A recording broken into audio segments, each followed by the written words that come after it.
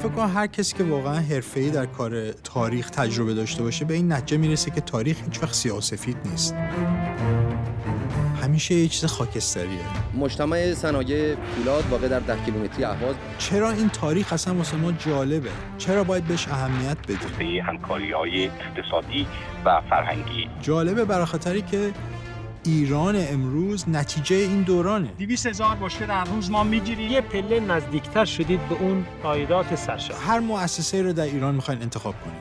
دانشگاه‌های ایران، بانک‌های ایران، وزارتخونه‌های ایران، سازمان برنامه، شرکت نفت ایران، هر کدوم از اینا رو میخوایم انتخاب بکنیم و میخوایم بدونیم خب این مؤسسه چجوری کار میکنه، سیاستاش چیه، نقشش در اقتصاد ایران چیه، نقش جهانیش چیه. خب اینا همش برمیگرده به دوران پهلوی. والا برای اولین نیروگاه ما بیشتر روی منطقه بوشهر خودمون متمرکز کردیم. فرض کنیم بخوایم سیاست خارجی ایران رو بفهمیم که نقش ایران در خلیج فارس چیه، نقش ایران در لبنان چیه، روابط ایران و آمریکا چیه، روابط ایران و روسیه چیه. خب اینا همش دوباره ریشه هاش برمیگرده به همون دوران پهلوی. باید سعی کنیم این تاریخ رو از داخل این دعواها و جنگ‌های سیاسی در بیاریم، یه کمی بی‌طرفانه تر، بدون احساسات، بدون عقده نگاه کنیم. ولی خب کار ساده ای نیست. این ایران امروز، ایران 10 سال پیش، 15 سال پیش نیست. ببینید دیگه الان که دیگه 45 سال گذشته میتونیم کم کم داوری بهتری بکنیم در مورد ایران دهه 50.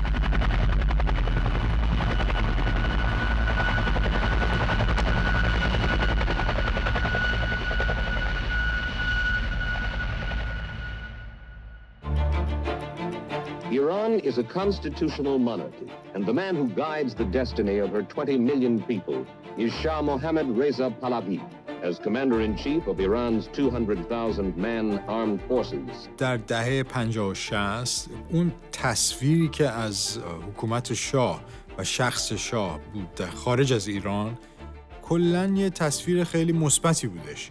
The land reform is changing an age-old system. مطبوعات خارجی وقتی که مثلا در مورد شاه اخبار میدادن ایشونو معرفی میکردن به عنوان یه رهبر یه کشوری که در حال توسعه هستش، که طرفدار تجدد هست در ایران و داره شاید به زور این کشور رو از یه حالت سنتی میرسونه به یه حالت مدرن.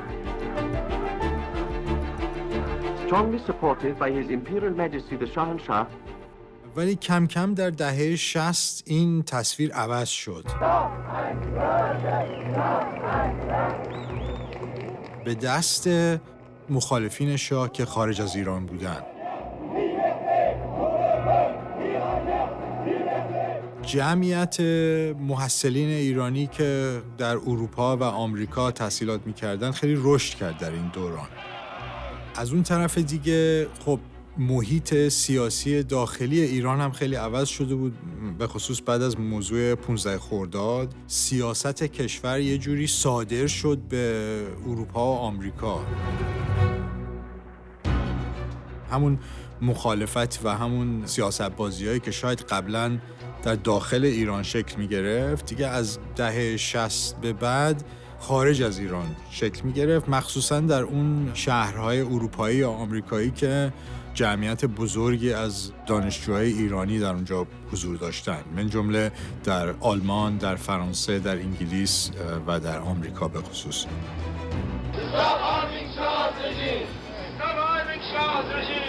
Hundreds of them, organized by the Iranian Students Association,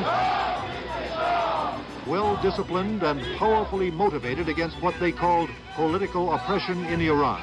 I believe they said, down with the Shah. Well, what will they gain? What would the country gain? Becoming another communist satellite country? Will they be more happy? Could they even return to that country if this happened?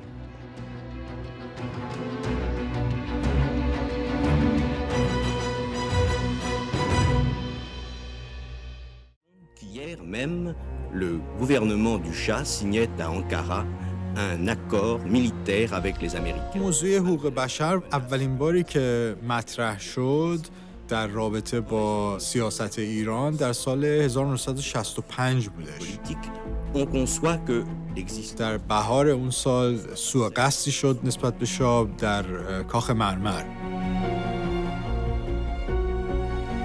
یکی از سربازهای گارد شاهنشاهی سعی کرده بود شاه را ترور کنه و در نتیجه تعداد زیادی جوانها در ایران دستگیر شده بودند، من جمله پرویز نیکخواه و چند تا از دوستانش که همه محصلین بودند در انگلیس و برگشته بودند به ایران. برگشته بودن ایران با هدف اینه که یه مبارزه مسلحانه شروع کنن ضد شاه و تازه دستی به کاری نزده بودن در اون مدتی که برگشته بودن. بیشتر یه سری مثلا گزارش‌هایی تهیه کرده بودن از وضعیت ایران، از موقعیت مثلا دهقان‌های ایران، از وضعیت کلی کشور و خب مرتب با همدیگه جلسه داشتن و دیدار داشتن و همه اینها زیر نظر ساواک بودش. ساواک کاملا اطلاع داشت از کارهایی که اینا میکردن. من مطالبی برای مثلا رفته بودن جستجو کرده بودن که چجوری کجاها مناسب شاید باشه برای مثلا یه جنگ چریکی، مثلا در کدوم مناطق ایران به بهانه مثلا کلوب کوهنوردی یا از اینجور کارا. رسمیت دادگاه اعلام می‌کنه. این جریان سوء قصد به شاه داستان پیچیده‌ایه که واقعاً کی بوده و چی بوده و چجوری شکل گرفته، ولی تا اونجایی که ما میدونیم خود نیکخواه و اونهایی که دستگیر شدن دست مستقیمی در این کار نداشتن. اینها چپیایی بودن، بیشترشون از جوانهای حزب توده بودن که فعالیت میکردن در اروپا و در حقیقت بریده بودن از حزب توده برای خاطر سیاست‌های شوروی که در حقیقت رفرمیست اعلام کرده بودن و بیشتر یه گرایش‌هایی داشتن به سمت چین کمونیستی و مائویزم. نامه‌ای به یکی از کشورهای بیگانه در تهران از محاکمه اینا شکل گرفت تو تهران و خب خیلی صدا کرد در مطبوعات انگلیس و اروپا. Je crois qu'on retiendra surtout les déclarations de l'accusé Nick K. Ce Nick K a 26 ans, il est ingénieur, il a fait ses études à Manchester, c'est un jeune homme de petite taille, au visage très fin, qui porte des lunettes et qui s'exprime avec une certaine franchise, et même avec un certain courage. Il a déclaré ce matin, entre autres choses, qu'il souhaitait lui aussi, et avant tout, il souhaitait toute la vérité.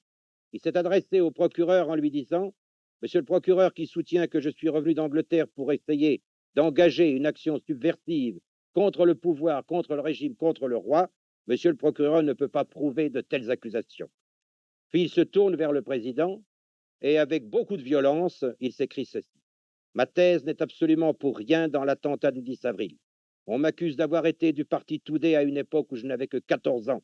Même la police ne m'a pas arrêté sous ce prétexte. » چرا این انعکاس کرد؟ برای خاطری که خب به هر صورت نیکخواه و دوستانش در انگلیس تحصیل کرده بودن و خیلی دوستای زیادی هنوز در انگلیس داشتن، کسانی که همکاراشون بودن در کنفدراسیون و اینها در دفاع از نیکخواه و همکارانش یه کمپین خیلی مفصلی راه انداختن در انگلیس و در فرانسه در دفاع از این چند جوونی که در ایران محاکمه می شدن.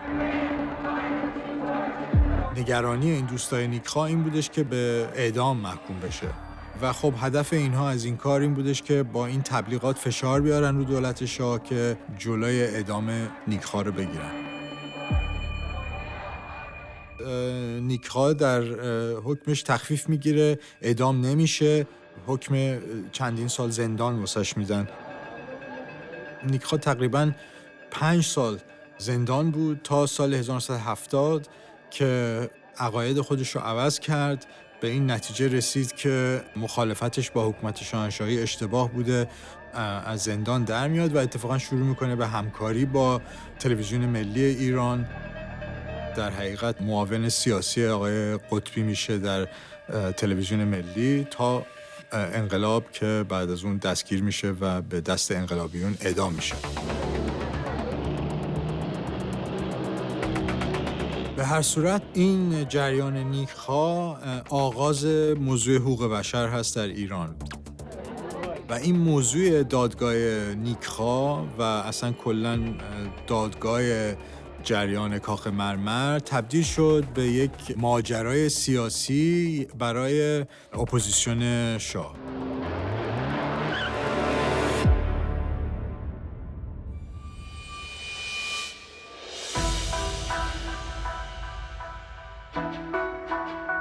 در انگلیس و در اروپا یه سری گروه‌های مدنی به وجود آمده بودن مثلا امنستی اینترنشنال که شروع کرده بودن پیگیری کردن به این موضوع حقوق بشر در کشورهای مختلف در سراسر دنیا.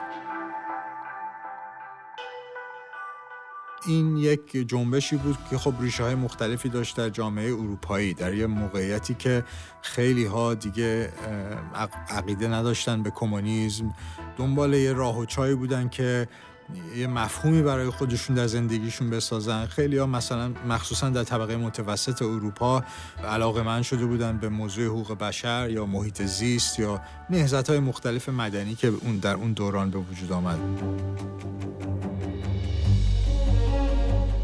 مخالفین شاه که تو غرب بودن فهمیده بودن که این موضوع حقوق بشر میشه ازش استفاده کرد که افکار عمومی غرب رو ضد شاه کرد و با وجود این که مخصوصاً گروه‌های چپ کوچکترین اعتقادی به این موضوع حقوق بشر نداشتن، فهمیده بودن که این یه موضوعیه که میشه ازش استفاده کرد در افکار عمومی اروپایی و آمریکایی و خودشون به عنوان اون عقاید چپی که داشتن اصلا معتقد نبودن به کار حقوق بشر. برای خاطر که شما در نظر داشته باشید مثلا فعالین حقوق بشر هدفشون چیه؟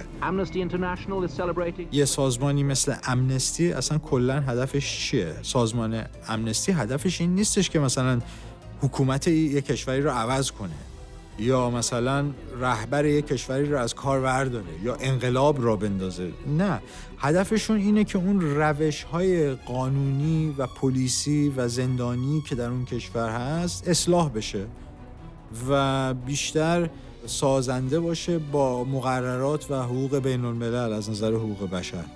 به هیچ عنوان انقلابی نبودن، اصلاح طلب بودن در حقیقت. و خب این گروه‌های چپ، مخصوصاً گروه‌های افراطی چپ، به هیچ عنوان اینو قبول نداشتن. اصلا اصلاح طلب بودن یه فحش بود برای این گروه‌هایی که خودشون رو انقلابی میدونستن. ولی خب میدونستن که این موضوع حقوق بشر میشه ازش استفاده کرد، مخصوصاً در اروپا و در آمریکا. قشنگ اینو میتونیم حس کنیم وقتی که اون سفر شاه پیش آمد به آلمان در سال 1967. مقامات دولتی کشور فدرال آلمان وقتی که شاه به آلمان غربی مسافرت کرد، دانشجوهای ایرانی که تو آلمان بودن در همکاری با دانشجوهای آلمانی، گروه‌های مخصوصاً چپی دانشجوهای آلمانی، تظاهرات خیلی مفصلی برگزار کردند در مقابل شاه.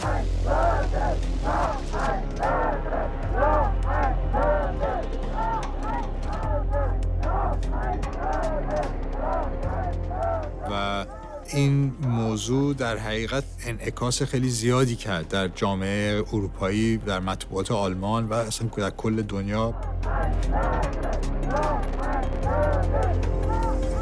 برخاطر که یه دانشجوی آلمانی کشته شد در این جریانات. Demonstrators protest outside the West Berlin Opera House where the Shah of Iran with Empress Farah attends the performance of Mozart's Magic Flute. Some 2,000 were in the mob. Denouncing the Shah as a murderer who arrests, tortures and kills political opponents, the crowd clashes with Berlin police. One student was killed, another 44 injured, including 20 policemen. 47 people were arrested and jailed. Riots have accompanied the 10-day state visit of the Shah in every West German industrial and tourist center to which he has gone.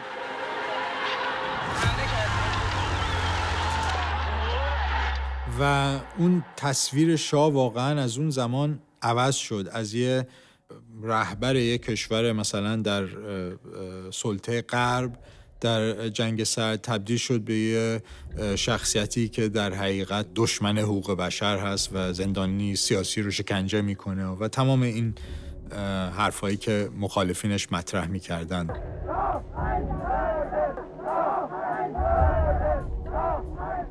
موضوع بیشتر اینجوری بودش که خب ایران یک کشوریه که ما میشناسیم به عنوان یک کشوری که در حال توسعه و ترقیه و یک کشوریه که رهبرش اعلام کرده که میخواد ایران رو تبدیل کنه به یک کشور مدرن در ردیف کشورهای دنیای اول.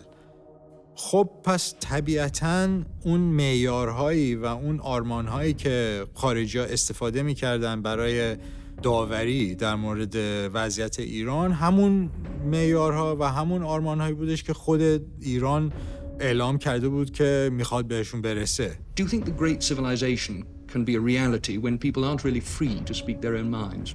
Well, that depends what you mean by freedom. In our country, there is every freedom within our laws. And within our laws, you cannot betray your country. You cannot step on your flag, national flag. You cannot burn your draft card. You cannot abuse God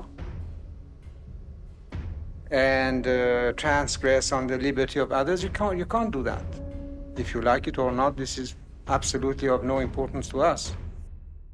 خود شاه و اصلا کلاً قشر مدرنی که به سر کار آمده بود در ایران خودشون رو جزوی از نظر فرهنگی جزوی از غرب میدونستند، خارج از غرب نمیدونستن خودشون رو. ایران رو یک کشوری نمیدونستن که فرهنگش پایین‌تره یا غریبه هستش به اون چیزی که در اروپا میدیدن یا در آمریکا میدیدن. فقط احساس میکردن که ایران در یه موقعیت اقتصادی و سیاسی قرار گرفته که عقب افتاده و باید حالا با تلاش نیروهاش و ثروتش دوباره برگردونن کشور رو به اون ردیف اول کشورهای دنیا. و فکر کنم واسه خاطر همینم بود که اون انتقادهایی که شاید از ایران میشد از کشورهای دیگه نمیشد که همچین ادعایی نمیکردن و همچین اهدافی واسه خودشون نداشتن.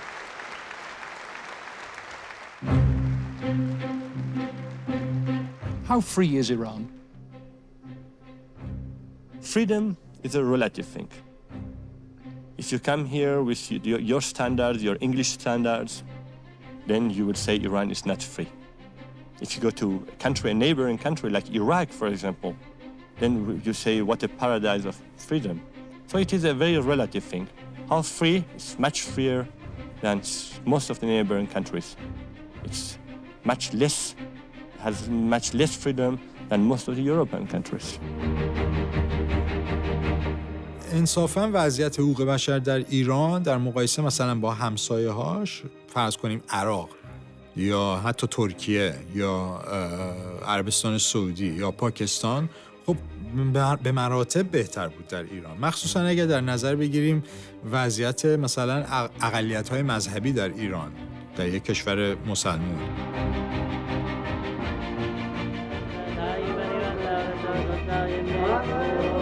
یا مثلا وضعیت زنان ایران بعد از انقلاب سفید شاه.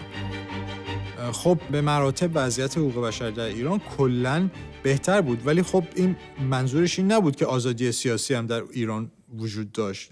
ایران هم یک کشوری بودش که مخصوصاً بعد از جریان 15 خرداد فضای سیاسی کاملاً بسته شده بود. حکومت به اون صورت انتقاد یا بحث سیاسی رو تحمل نمی‌کرد، انتخابات آزاد هم تحمل نمی‌کرد.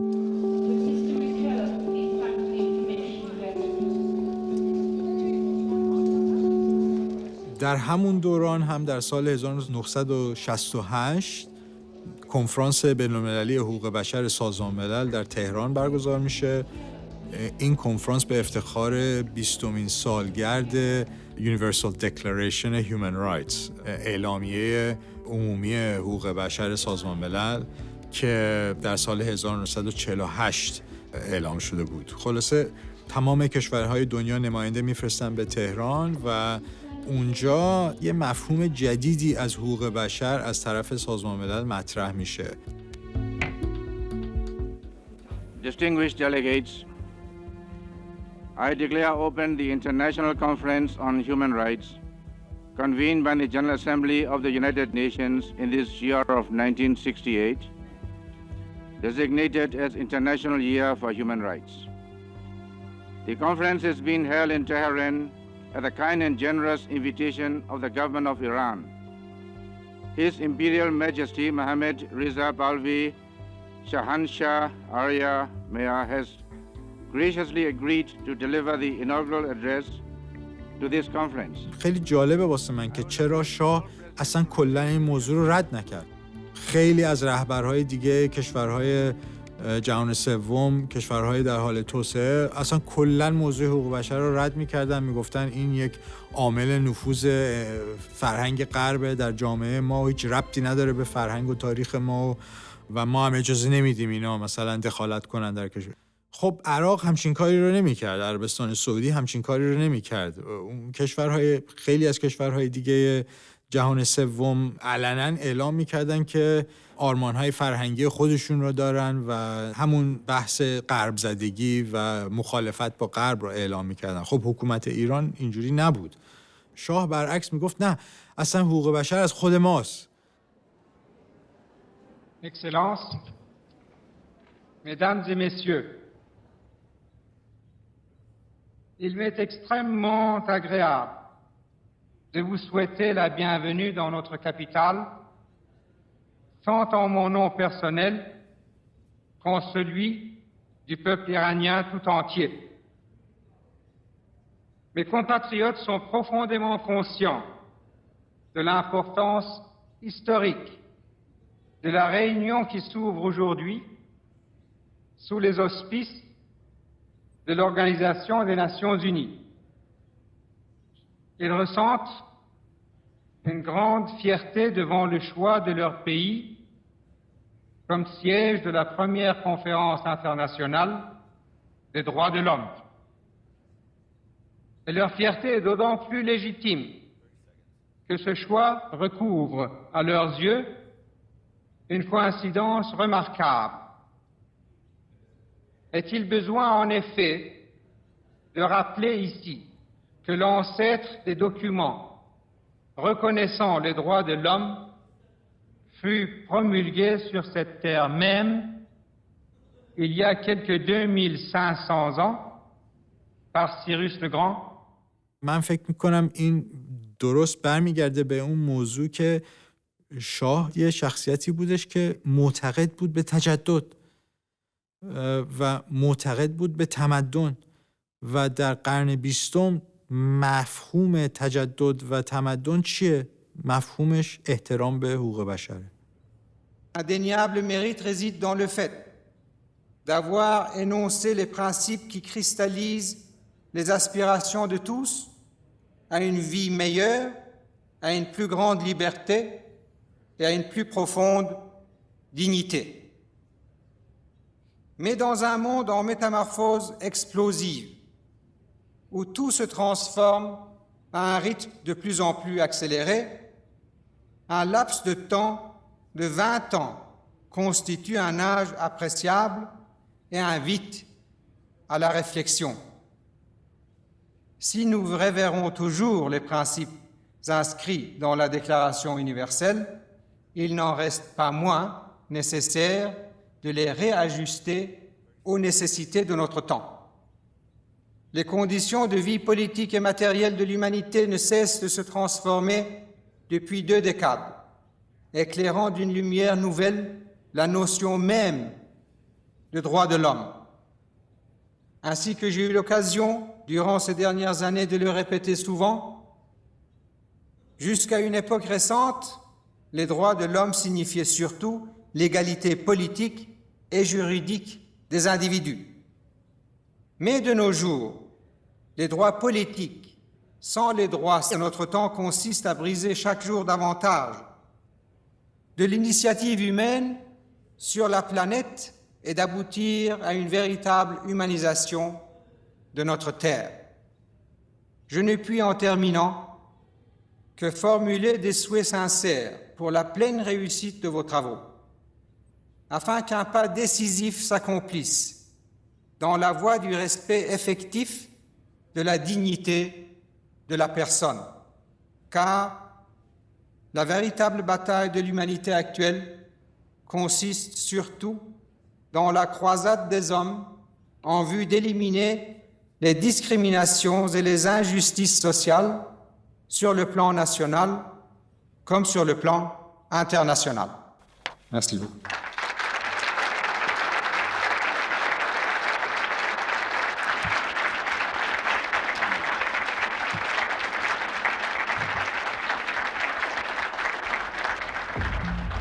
I should like to begin by expressing my sincere gratitude. در حقیقت یه مفهوم جدیدی از حقوق بشر از طرف سازمان ملل مطرح میشه. حقوق بشر را این کشورها مطرح میکنن نه به عنوان یه سری حقوق سیاسی و مدنی، بلکه به عنوان حقوق فرهنگی، اجتماعی و اقتصادی مردم. خب از طرف جهان سوم این بحث میشد که خب آزادی سیاسی چه مفهومی داره در یک کشوری که مثلا گرسنگی وجود داره یا آب پاک نیست برای نوشیدن یا حتی هنوز زیر مستعمره یک کشور خارجی داره زندگی میکنه. بحث اینا این بودش که این آزادی‌های دیگه، این آزادی‌های فرهنگی، اقتصادی، اینا همونقدر مهم هستن که این آزادی‌های سیاسی هستن. و خب این تا یه حدی یه بحث سیاسی بود از طرف یه سری دولتی که خب اکثرشون غیر دموکراتیک بودن. مثلا تصور کنین کشورهایی که تو آسیا و آفریقا تازگی مستقل شده بودن اکثرشون دموکراسی نبودن. ولی خب از اون طرف هم اینا احساس میکردن که این موضوع حقوق بشر یک انسترومانی شده برای دخالت کشورهای اروپا و آمریکا، اون حاکمهای سابق، برای دخالت در امور داخلی این کشورها. و ایران هم خب در ریاست این کشورها قرار گرفته بود سر این موضوع حقوق بشر. استحضار پیدا کردید که لحظه قبل شاهنشاه آریامهر به اتفاق اولیا حضرت شهبانو، خود حکومت هم یه بحث حقوق بشر خودش رو میکرد. موضوع فقط این نبودش که حقوق بشر در ایران چجوری مثلا مخالفین یا این گروه‌های اروپایی چجوری اینو مطرح میکنن. خود حکومت شاهنشاهی هم یه مفهومی از حقوق بشر مطرح میکرد که این را ربط میدادن به تاریخ خود ایران قبل از اسلام. کمیته ایرانی حقوق بشر بحثی که میشد اینی که اصلا حقوق بشر یک ایده‌ایه که اصلا از ایران شروع شده و میثاق‌های دیگری که هست فعالیت‌هایی رو شروع. بحثی که میشد اینی که اصلا مثلا منشور کوروش کبیر در حقیقت اولین لایحه حقوق بشر برای بشریت هست. ما ملت ایران تا چه حد باید احساس خوشبختی و غرور کنیم که 25 قرن پیش کوروش کبیر، شاهنشاه ایران، فرمانی مبنی بر شناسایی حقوق همه ملت‌ها صادر کرده. این نشونه اینه که برای شاه و برای حکومت این موضوع حقوق بشر یه اهمیت خاصی داشت که حالا همچین موضوع رو بخوان مطرح کنن. اعلامیه جهانی حقوق بشر درست 25 سال پیش در چنین روزی در پاریس از طرف کشور ما و سایر ممالکی که در آن هنگام سازمان ملل متحد را تشکیل می‌دادند به منظور تضمین معنوی و جهانی این اصول صادر شد. روح واقع بینی که حقاً میباید راهنمای ما باشد، آشکارا نشان میدهد که امروزه جامعه بشری در راه طولانی و ناهموار تکامل خود بر سر دوراهی مرگ و زندگی رسیده است و اگر راه صحیح را که راه ایجاد یک جامعه انسانی آزاد و تندرست و فهمیده و برخوردار از صلح و عدالت است برنگزیند، به ناچار راه دیگر راه نابودی این جامعه خواهد بود که مخربترین وسایل انهدامی تاریخ جهان در این راه در کمین نشستند. اعلیحضرت همایون محمد رضا شاه پهلوی، شاهنشاه آریامهر، با آقای امی صحبت میکنن در اینجا. تا پایان دهه 60 این موضوع حقوق بشر تقریبا تبدیل شده بود به یه دایره‌ای برای درگیری و مخالفت و دشمنی بین حکومت شاه و مخالفینش در اروپا و آمریکا.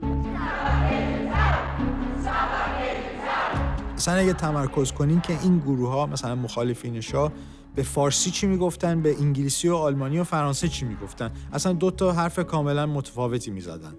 به فارسی از انقلاب و از مبارزه مسلحانه و از پرولتاریات حرف میزدن و به انگلیسی از حقوق بشر و دموکراسی و آزادی و سازمان ملل و قانون اساسی و مشروطیت حرف میزدن. La Confédération des étudiants iraniens rassemble tous les opposants et intellectuels iraniens à l'étranger. Elle n'est nullement d'idéologie communiste. La Chiznou n'a pas d'idéologie particulière. C'est un mouvement qui rassemble tous les antifascistes et les démocrates qui, à l'étranger, travaillent d'une manière ou d'une autre contre le régime dictatorial. Mais nous ne sommes pas une organisation communiste. در نظر داشته باشین که در اون زمان اکثریت دانشجویی که مثلا در کنفدراسیون فعال بودن در آمریکا رفته بودن به سمت گرایش‌های مائویست. شدیداً تندرو تمام گروه‌های در حقیقت میانه رو و ملی رو تقریباً بیرون کرده بودن و کنترل این سازمان رو به دست خودشون گرفته بودن، به حدی که اصلا تحملی نداشتن واسه مخالفین دیگه که شاید یه چند درجه نظرشون با اونا متفاوت بود. اصلا یک وضعیت واقعاً تند و انقلابی مثلا به وجود آمده بود بینشون. و خب اگر مجلاتشون رو بهشون مرور کنین میبینین که تمام بحثایی که در درون این کنفدراسیون یا سازمان دانشجویان ایرانی در آمریکا میشد سر این بودش که مثلا جنگ چریکی به چه صورتی شکل بگیره، آیا بهتره مثلا با دهقانها همکاری کرد یا این جنگ رو از شهرها شروع کرد، اصلا کدوم کشور کمونیست واقعا بهترین نمونه است واسه ما، آیا بریم به سمت چین یا البنی یا انور هوژا یا ماو زدونگ. اصلا چیزی که اینا هوشیار نبودن اینه که واقعا وضعیت داخلی ایران چیه و نیازها و خواسته ها و واقعیت های ایران چیه. اینا بیشتر توی دنیای نیمه افسانی زندگی میکردن که رابطه داشت با بحث های تئوریتیک و کلی گروه های چپ افراطی.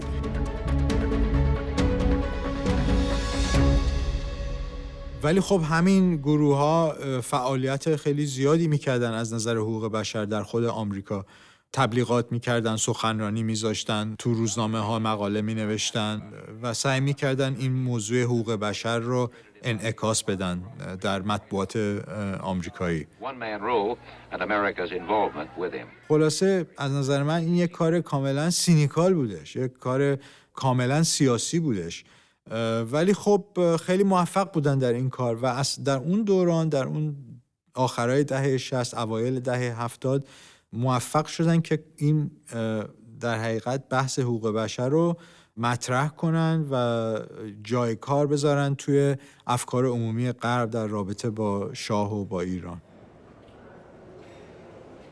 و وقتی که موضوع حقوق بشر مطرح میشد، در حقیقت منظورشون از حقوق بشر حقوق اون زندانیان سیاسی بود که در ایران تعدادشون خیلی رشد کرده بود در این سالها.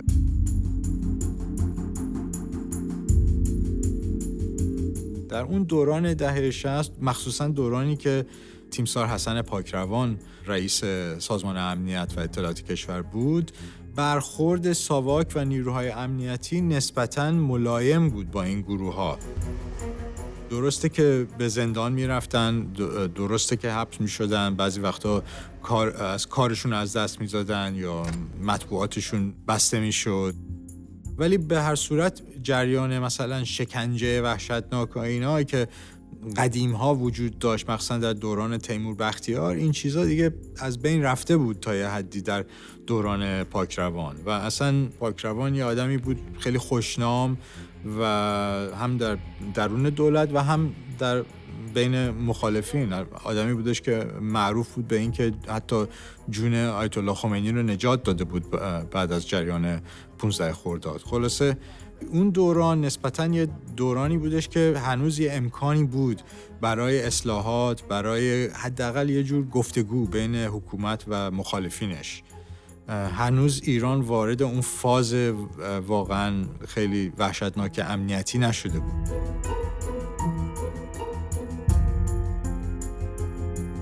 خلاصه تا اون زمان دولت آقای هویدا در حقیقت مایل بود با همکاری با این گروه‌های مدنی اروپایی مثل امنستی، حتی مختلف مأمورهایی از اروپا و آمریکا به ایران می آمدن، پیگیری می‌کردن به موضوع حقوق بشر، بهشون اجازه می‌دادن که زندان‌های ایران رو بازدید کنن، با زندانیان سیاسی حرف بزنن، حتی حاضر بودن تا یه حدی انتقادهای این گروه‌ها رو بپسندن و حتی یه اصلاحاتی بکنن در وضعیت حقوق بشر در ایران. ولی خب این موضوع کاملا عوض میشه وقتی که اون مبارزه مسلحانه فدایان خلق آغاز شد با جریان سیاهکل در سال 1970.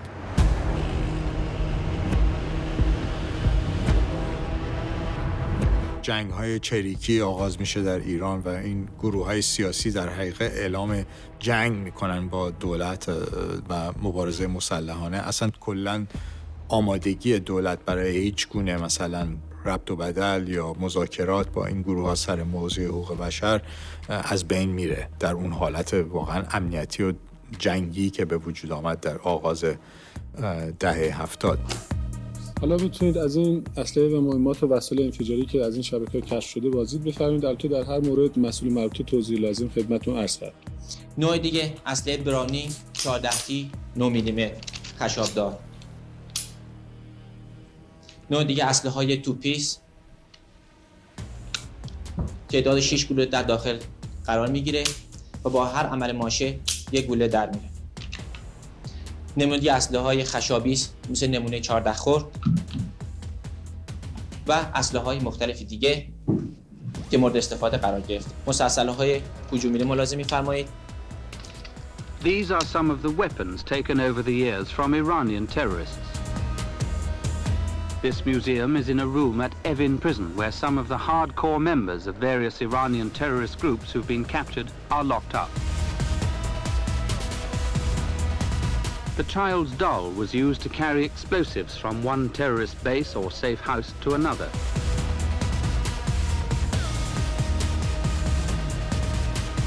The Shah has all along maintained that sabotage and terrorism in Iran is financed and directed from outside the country.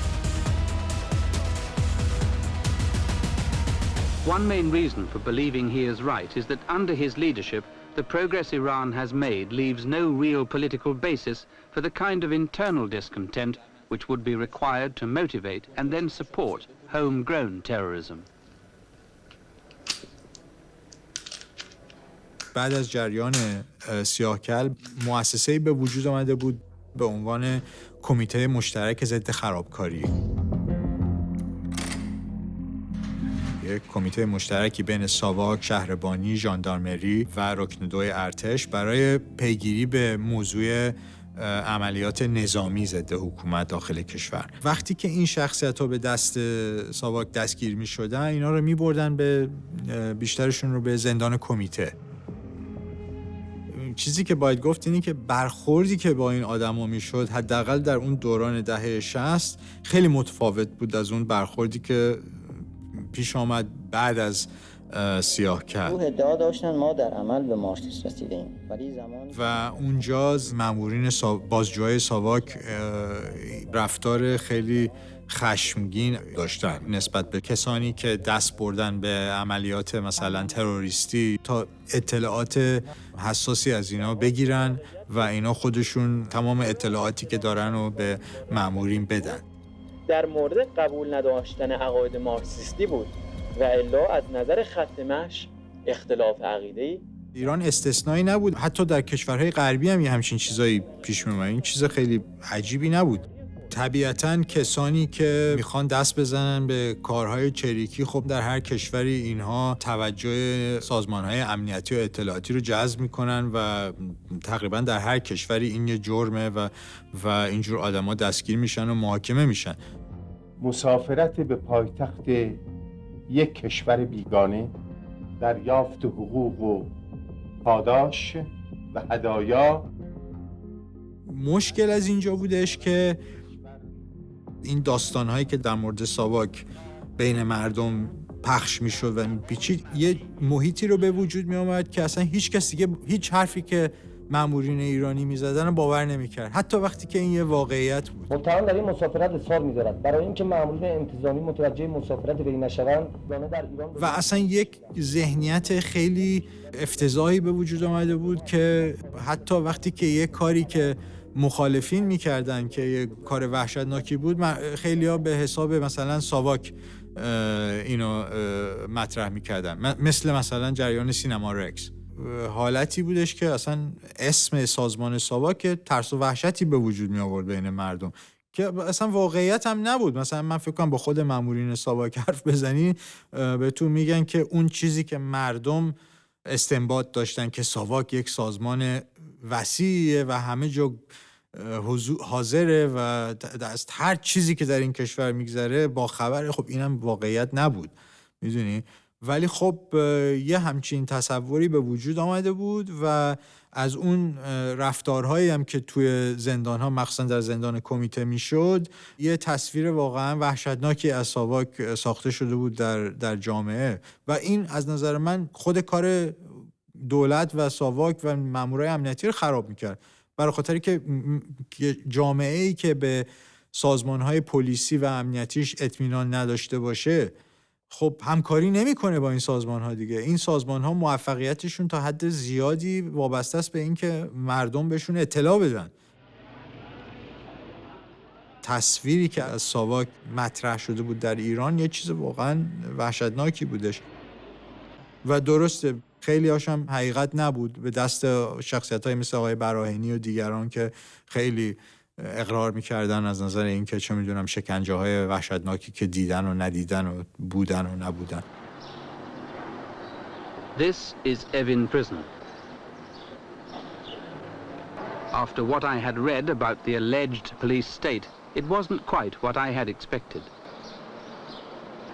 Security at the prison is provided by the military, but as far as the political prisoners within are concerned, it is SAVAK, the secret police, who are in control.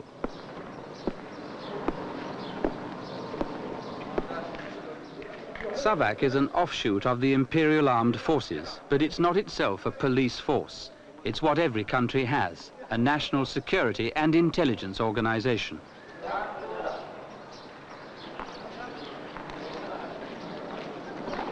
It's as such that SAVAK is responsible for watching those suspected of subversive activities and arresting those who are now political prisoners. For SAVAK's alleged treatment of political prisoners, and in particular the alleged use of grisly forms of torture during interrogations, Iran is described in the international press as being ruled by one of the most brutal and repressive regimes in the world. During my investigations on the spot, I found very little evidence to support the allegations and much to contradict them. Take, for example, the case of Vida Hajabi Tabrizi. By Iranian student groups abroad and their supporters, she is one of the most celebrated of all Iranian political prisoners. She's said to be either dead or, alternatively, so paralyzed by torture that she can't even move.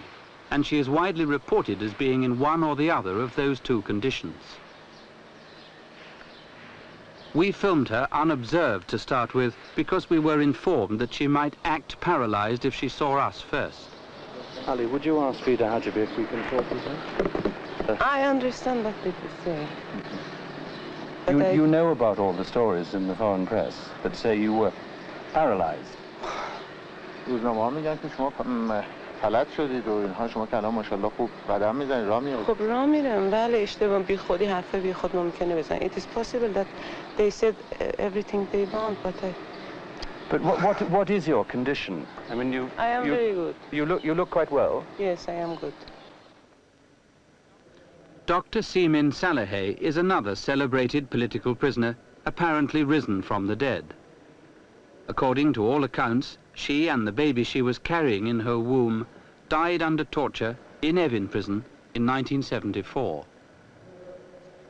She lost one eye, she told me, when a bomb that some of her friends were making in a house already under surveillance by SAVAK agents exploded prematurely. What happened to Mrs. Sanahi when she was arrested by SAVAK and when she was interrogated? Was she ever tortured? Was she ever beaten up? Was she ever physically assaulted? نحوه دستگیری من طوری بود که احتیاجی به طرح این مسائل نبود چون The method of arrest was such that torture and beating were unnecessary. تیمی ما رو ساواک میشناخت و بنابراین احتیاج نبود. There was an explosion in the group's house. SAVAK knew where the house was. من برای اینکه مسئله Then we come to the question of the information which I had. This presented no problem. I was pregnant at the time.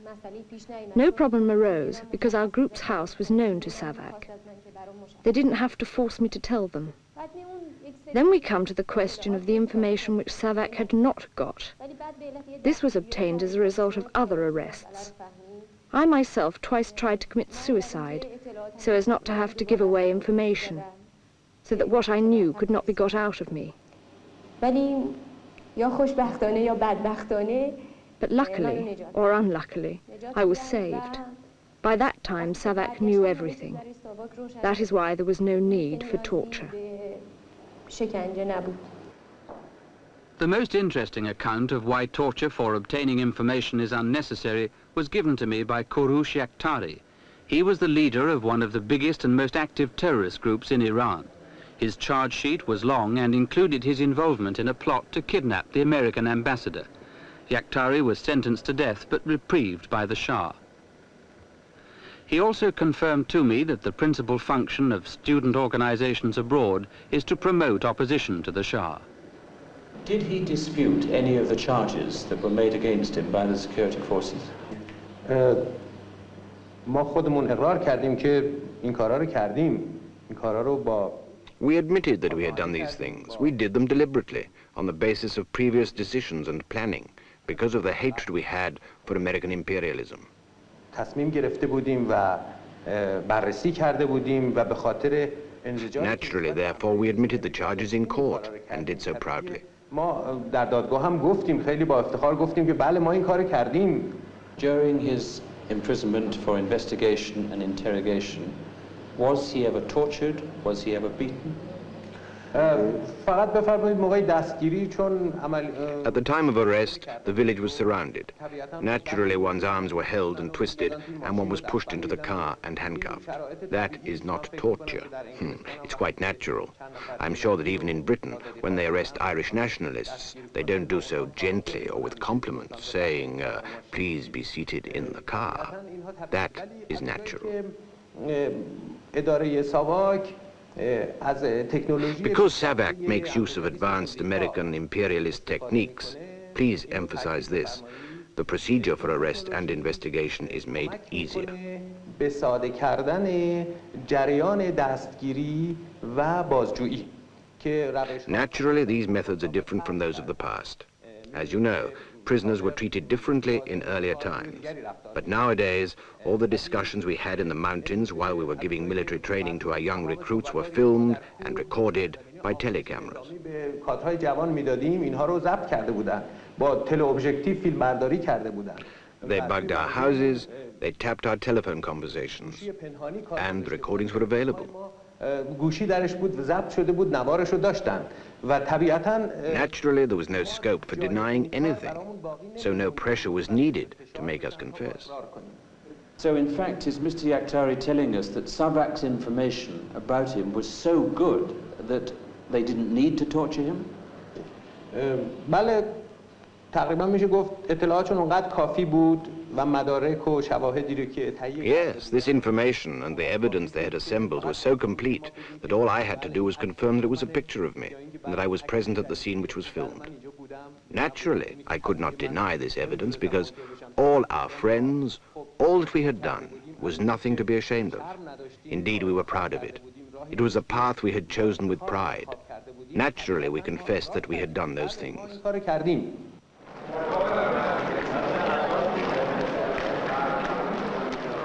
The number of political prisoners in Iran is also a subject which catches the imagination of the international press from time to time. The generally accepted and apparently agreed figure most often quoted is in the range of 40 to 60,000. SAVAK puts the number at 3,200, including 700 in prison under investigation. My impression, based on conversations with prisoners, is that SAVAK's figures are much closer to the truth. حتی این گروه‌های مثل امنستی در یه حدی هوشیار شده بودن که چه خبره و حتی اونها هم شک برده بودن به این محصلین ایرانی که آیا واقعاً اینا منبع خوبی هستن برای اطلاعات در مورد وضعیت ایران یا نه. و خیلی از این سازمان‌ها اتفاقاً علاقه‌مند بودن که مستقیماً بتونن با ایران تماس داشته باشن. چندین و چند بار درخواست کرده بودن که مامورای خودشون رو بفرستن به ایران، مثلا برای بازدید زندان‌ها یا برای ناظر بودن در دادگاه‌های نظامی یا، ولی خب برای اون مدت تقریبا نیمه اول دهه 70 این امکان پذیر نبود، برای خاطری که اون وضعیتی که در ایران بود، اون جنگی که در حقیقت پیش آمده بود بین ساواک و گروه‌های چریکی، هیچ فضایی اجازه نمیداد واسه گفتگو یا اصلاحات یا اصلا این حرفا مطرح نمیشد. در اون محیط اصلا امکان پذیر نبودش. من فکر میکنم بهترین راهی که میتونستن مبارزه کنن با اینجور تبلیغات اینه که این حالت بسته رو بشکنن یه کمی، که من فکر کنم خودشون هم یه همچین چیزی در ذهنشون بود. اصلا اون کنفرانس های مطبوعاتی که پرویز ثابتی کرد، من فکر کنم اصلا یکی از هدف همین بودش که یه کمی مردم رو آشنا کنن با واقعیت که این سازمان چی هست، چی کار میکنه، چند تا مأمور داره. به طور کلی ما دو نوع پرسنل و یا مأمور در اختیار داریم. یک دسته کارمندان رسمی دستگاه هستن، کارمندان رسمی سازمان امنیت هستن. چه جور کارهایی داره میکنه، با کیا داره مبارزه میکنه، نه فقط یه داستانهایی که مخالفین پخش میکردن. ولی خب متاسفانه همچین چیزی نشد. درسته که یه قشری از اجتماع علاقه‌مند بودن به شاه و مخصوصا در اون دورانی که مثلا یه دوران در حقیقت طلایی اقتصادی ایران بود، ولی خب از نظر مخصوصا در طبقه متوسط ایران، مخصوصا در جوانان ایران یه نارضایت بزرگی راه افتاده بود و متاسفانه این نارضایت و این خشمی که خیلی داشتن برای شاه در یه مسیر سازنده‌ای نرفت. هیچ راه و روشی نبود که این اپوزیسیون یا این نارضایت رو ما کانال بدیم به سمت یه چیز مثبت یا سازنده. برعکس این هی رفت به سمت این گروه‌های افراطی، هم اسلامی یا چپی یا چریکی یا هر چی که هست. مثلا این شخصیت‌هایی که محاکمه می‌شدن مثلا گل سرخی یا دیگران، برعکس این که مردم به اینا به عنوان مثلا خرابکار نگاه می‌کردن، خیلی حتی واسه اینا سمپاتی پیدا می‌کردن در نتیجه از این تصویرهایی که پخش می‌شد از محاکمه اینها. کرد خاک مرا، آیا شکست در رفت آمد حمله این همه تاراج؟ به هر صورت جامعه ایران هم یه جامعه که شهید میپرسته و من فکر میکنم از این آدمایی که واقعا لزومی نبود یه قهرمان بسازن، ساواک اینا رو تبدیل میکرد به قهرمان.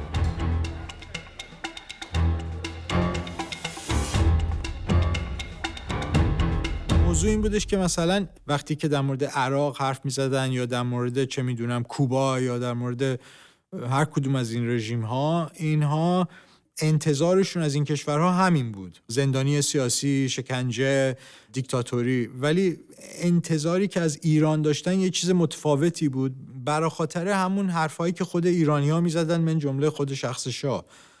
بحث ایرانی‌ها حتی خیلی وقت قبل از حکومت شاه این بودش که ایران یک کشور متمدنی همردیف با اروپا و غرب و اروپا و غرب باید با ما مثل مساوی رفتار کنه و حرف بزنه. خب طبیعتاً وقتی که همچین حرفی رو مطرح کنی، خب اونها هم از همون آرمان‌ها و از همون معیارهایی که واسه خودشون استفاده میکنن شروع میکنن برای ایران استفاده کردن و این نتیجتاً این انتقاد هم پیش میاد. خیلی از این انتقادها هم از خود کشورهای مثل انگلیس و آمریکا و فرانسه هم خب اون زمان میشد گرفت و میگرفتن. مثلا سر موضوع نژادی در آمریکا، رفتاری که با سیاه‌پوستا در آمریکا میشد، موضوع سیویل رایتس، یا فرض کنیم موضوعی که در انگلیس مطرح بود، اون درگیری هایی که دولت انگلیس در ایرلند شمالی داشت.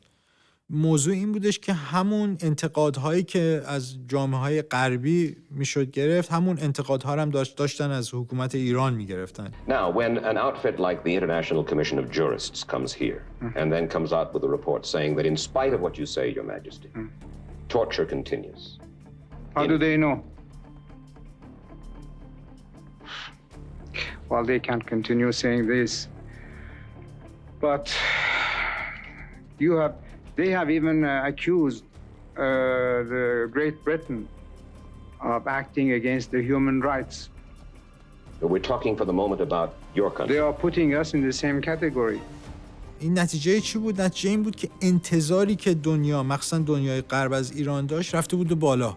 دیگه به اون صورت قدیم به ایران نگاه نمی‌کردن. یه انتظار بیشتری داشتن از ایران. خب این یه جوری من فکر می‌کنم حکومت ایران و حکومت شاه دچار مشکل موفقیت خودش شده بود.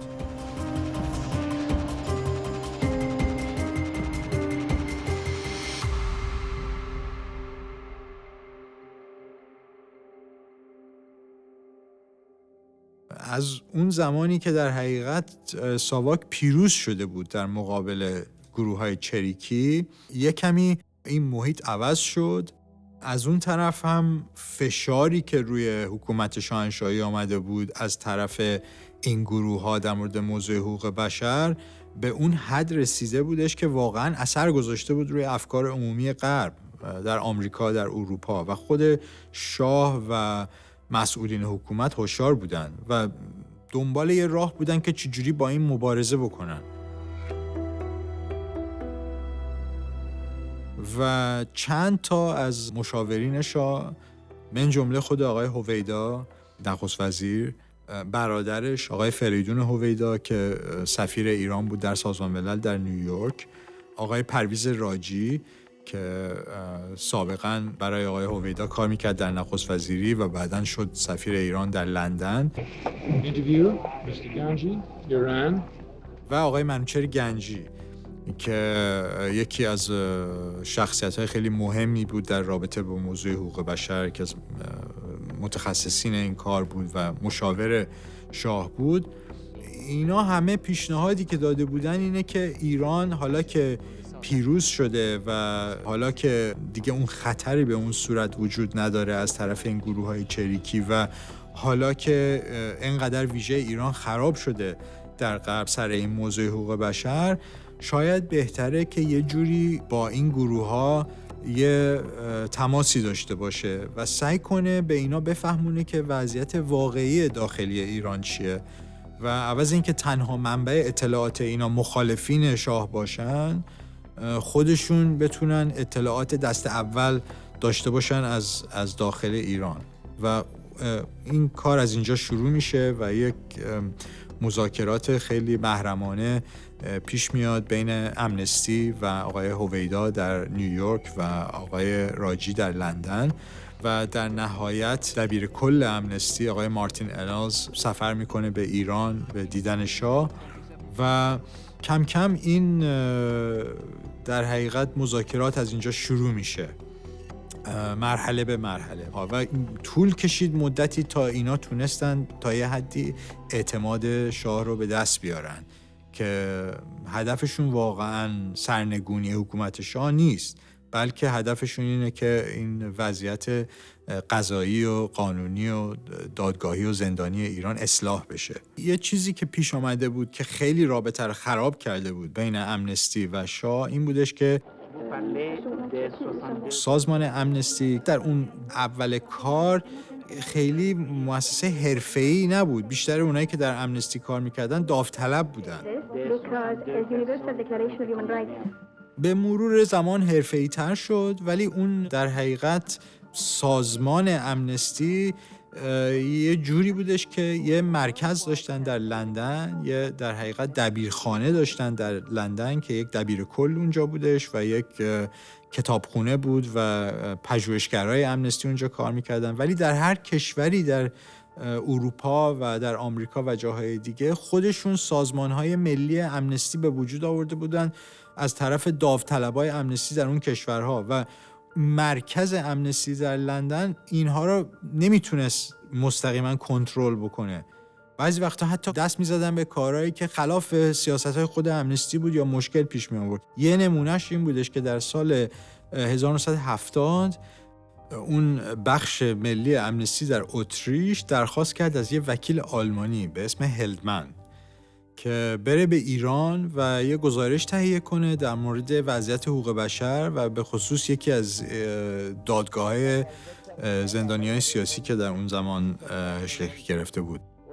و هلدمان کسی بودش که سالها با کانفدراسیون در آلمان همکاری کرده بود. وکیل چند تا از این دانشجوهای ایرانی بود در آلمان که درگیری داشتن با دولت آلمان در مراحل مختلف و اصلا کلاً یه شخصیتی بودش که با چپ آلمانی هم رابطه داشت و معروف بود بین گروه‌های مثلا چپی آلمان.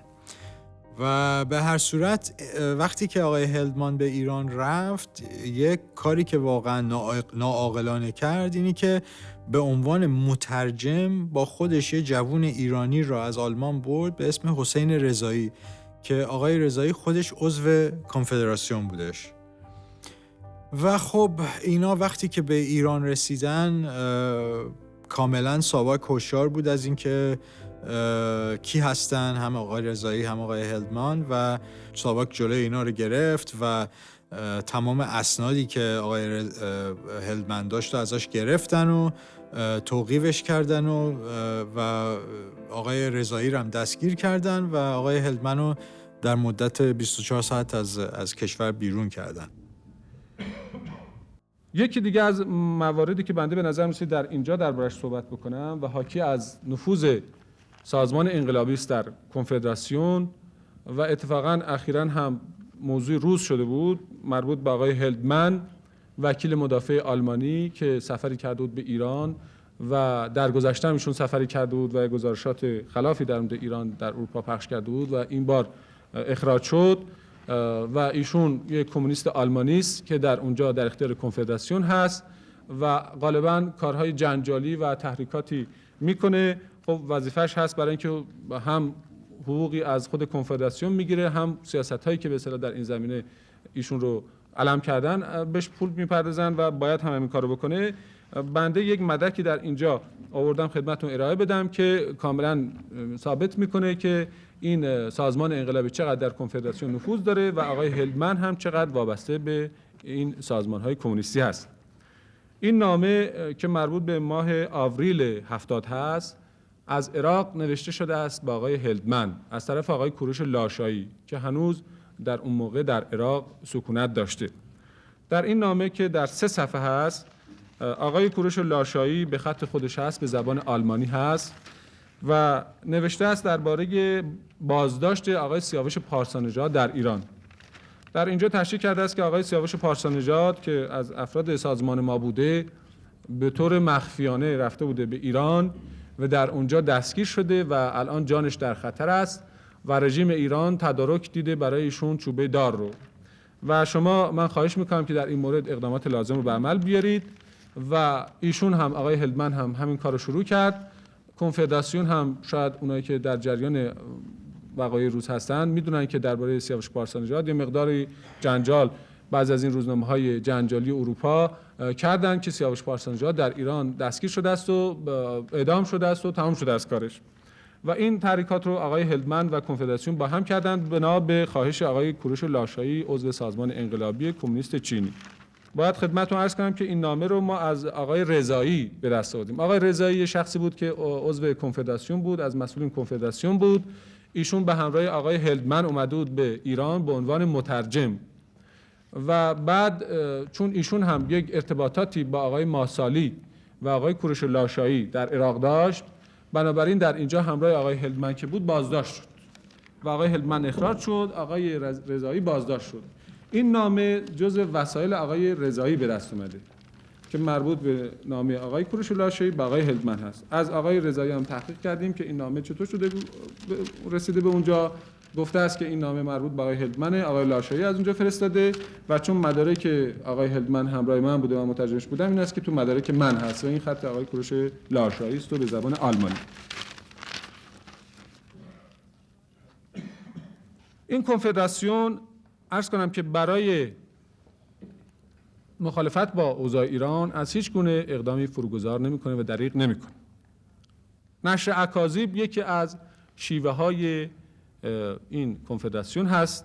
دائما علیه ایران در اروپا و آمریکا و حتی اگر دستشون برسه در ایران نشر اکاذیب میکنن. در این چند ساله اونهایی که در جریانات مربوط به این کنفدراسیون بودن واقف هستند چند مورد پیش اومده است که چنین نشر اکاذیبی شده است و تعجب آور این است که بعضی از محافل هم این اکاذیب رو با اینکه چند بار به اصطلاح امتحان کردن و دیدن که به چه نحو اینها دروغ می‌سازن، مغازه باز باور میکنن. بنده چند مورد از این نشر اکاذیبی رو که چند سال اخیر کردند این آقایون کنفدراسیونی ها و هم تو احزاب و دستجاتی که تشکیل دهنده اینها هستند و همون سیاست‌هایی که اشاره شد از اینها حمایت میکنن خدمتتون عرض میکنم. مثلا آقایون خاطرشون هستش که بعد از دستگیری آقای پرویز نیکخواه در ایران عرض کنم که اینها در اروپا منتشر کردند که آقای پرویز نیکخواه زیر شکنجه مرده است. جنجال زیادی بلند شد. بعضی از این روزنامه‌های جنجالی که همون سیاست‌های امپریالیستی هم از اینها حمایت میکنن و باشون تماس دارن، این جنجال بلند کردن که نیکخواه در زیر شکنجه مرده. بعد هم دیدیم که نمرده است. یا چند سال پیش شایعه رو منتشر کردن که آقای سمیعی و رهنما 2 نفر از دانشجویان وابسته به همون سازمان انقلابی کمونیست چینی بودن، رفته بودن به آلمان شرقی که آقای قاسمی و فروتن و سقایی رو در اونجا مقدمات فراهم کنن که از آلمان شرقی بیارنشون به غربی. اونجا اون اشخاص در آلمان شرقی وسیله پلیس آلمان شرقی بازداشت شده بودن. اینها جنجال بزرگی رو به وجود آوردن که سازمان امنیت ایران این 2 نفر رو در آلمان غربی دزدیده برده به ایران و سربنیستشون کرده. شاید 5-6 ماه این جنجال هم تو ادامه داشت و اینها دائما تبلیغ میکردن. بعد پلیس آلمان شرقی اعلام کرد که این 2 نفر اومده بودن اینجا و در اینجا دستگیر شدن. یا در مورد آقای سیاوش پارسانژاد که ایشون اومده بود اینجا خودشو معرفی کرده بود و داشت اطلاعاتشو میداد که مقدماتش فراهم میشد. داشت جنجالی رو آقایون ایجاد کردن در اونجا که سیاوش پارسانژاد رفته است به ایران، در اونجا دستگیر شده است و زندانی شده است و کشته شده است. یعنی کارش تموم شده. که بعد دیدیم که اینطور نبود. آقای قربان شیرمحمدی باز یکی از آقایونی بودش که در ترکیه تحصیل میکرد. در اونجا مناسبت دولت ترکیه ایشون رو اخراج کرده بود روی اقداماتی که کرده بود. ایشون رو تحویل دادن به ایران، در اینجا ازش تحقیقاتی شد و بعد آزاد شد. شایعاتی اینا منتشر کردن که آقای قربان شیرمحمدی در ایران به قتل رسیده. آقای قربان شیرمحمدی اینجا نشستن. البته ممکن است که بعد از خاتمه این مصاحبه از ایشون هم آقایون سوالاتی بکنن. درباره آقای قربان شیرمحمدی، آقای هلدمن که اومده بود به اینجا در اروپا رفت چند کنفرانس داد. در لندن یک کنفرانسی داده بود آقای هلدمن و گفته بود که آقای قربان شیرمحمدی رو در ایران به قتل رسوندن و یک صحنه تصادف اتومبیل ایجاد کردن، ایشون رو به قتل رسوندن و حتی نشونی محل دفنش رو در بهشت زهرا داده بود در یک کنفرانس لندن. این موضوع خیلی لطمه زد، خیلی مشکل به وجود آورد برای امنستی، برای خاطری که در دید دولت ایران ثابت شد که در حقیقت گروه امنستی، سازمان امنستی و کنفدراسیون که در نظر حکومت ایران یک گروه مخالف حکومت بود، دست تو دست هم دارن کار میکنن ضد شاه و ضد ایران.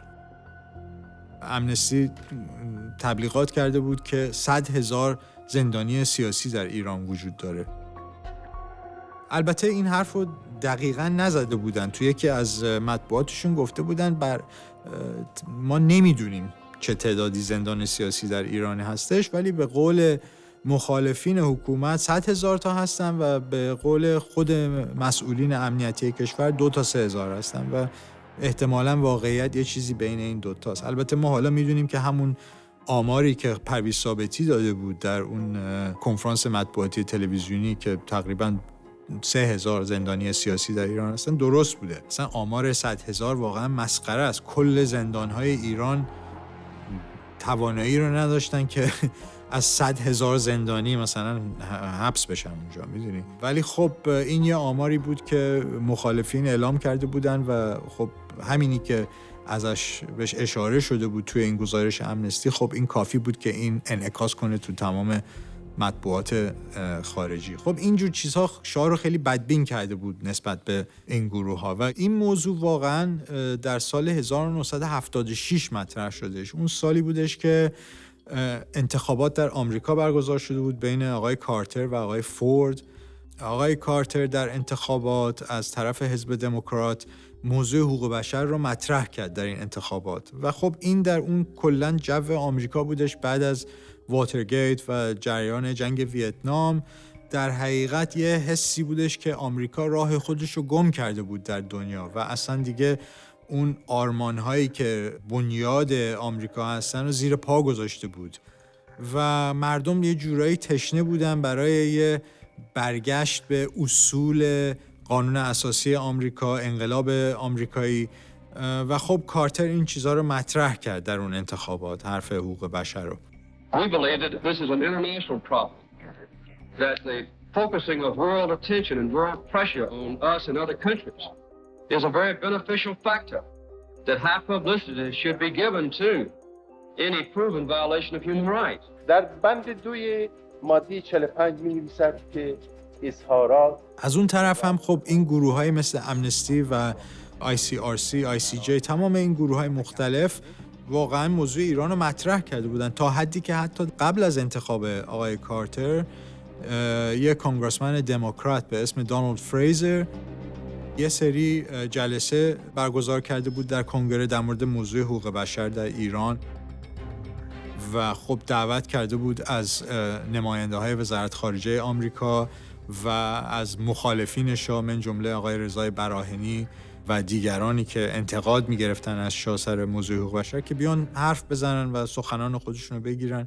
و یه جورایی یه فشارهایی شروع شده بود در کنگره سر موضوع فروش سلاح به ایران و این بحث مطرح شده بود که باید یه شرط و شروطی بذارن برای فروش سلاح از نظر حقوق بشر. خب همه اینا راه افتاده بود در آمریکا و دیگه وقتی که کاندید ریاست جمهوری هم این موضوع حقوق بشر رو مطرح کرد، من فکر میکنم یه احساسی بود هم در ذهن شاه و دوروریان ایشون که ایران باید یه جوری یه پاسخی بده به این موضوع و یه جوری بیفته جلوی این موج که زیرش غرق نشه و در این شرایط بود که شاه پسندید که شروع کنه همکاری با امنستی، با صلیب سرخ، با ICJ آقای ویلیام باتلر، یه وکیل خیلی خوشنام و محترم آمریکایی که اینا همه به ایران آمدن، مسافرت کردن، با شاه دیدار کردن، با مسئولین ایرانی حرف زدن، یه سری پیشنهادهای کتبی دادن برای اصلاحات به مقررات و قوانین ایران که کلاً اصلا این حالت امنیتی در امور قضایی از بین بره. مثلا مسئولیت محاکمه کسانی که دست بردن به عملیات مثلا تروریستی یا خرابکاری، این مسئولیت از ارتش بره به دست دادگستری ایران.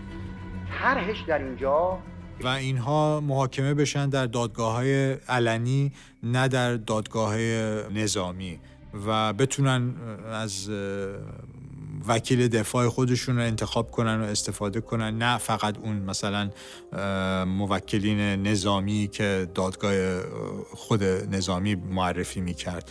خلاصه یه همچین پیشنهادهایی داشتن، چیز خیلی انقلابی نبود.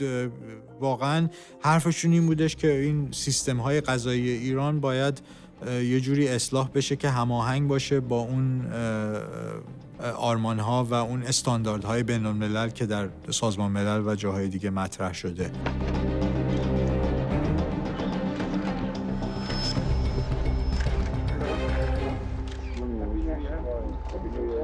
در سالهای اخیر که کشور ما از اقتصاد سالم و باروری بهره‌مند گردیده است، ما توانستیم با اختصاص دادن سهم مهمی از درآمد ناخالص ملی خود در سال گذشته برای کمک به کشورهای در حال توسعه نقش انسانی خویش را در زمینه بین‌المللی ایفا کنیم.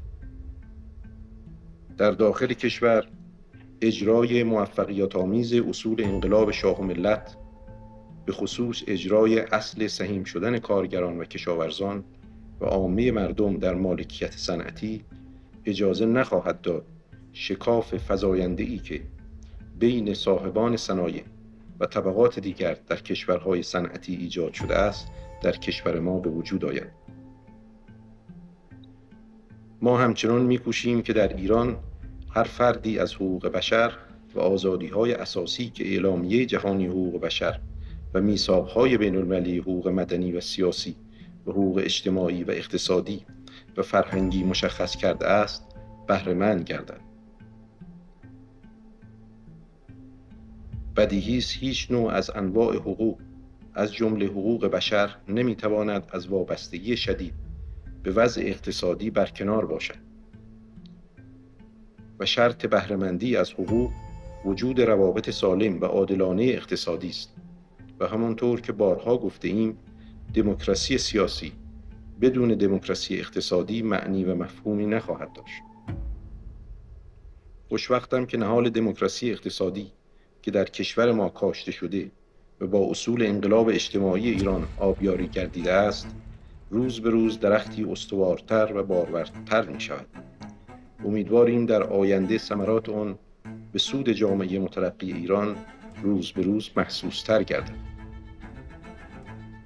توفیق کمیته ایرانی حقوق بشر و همه مردم نیکاندیش جهان را در خدمت به آرمان حقوق بشر و دفاع از مصالح و منافع واقعی جامعه انسانی خواستاریم. 9 8 7 The atom may yet be the answer to man's age-long quest for cheap and abundant power. شب گذشته شاهنشاه آریامهر و هنری کیسینجر وزیر امور خارجه ایالات متحده ملاقات و مذاکره کردند. صحبت از این بود که ایران 8 راکتور اتمی از امریکا می‌خره. که ما از اورانیوم برای تولید بمب اتمی استفاده خواهیم کرد، این هرگز سیاست ما نیست. والا برای اولین نیروگاه بیشتر ما منطقه بوشهر خودمون متمرکز کردیم. اون کشوری که بتونه اورانیوم رو غنی سازی بکنه میتونه در حقیقت مواد اولیه رو تهیه کنه برای یه بمب هسته‌ای.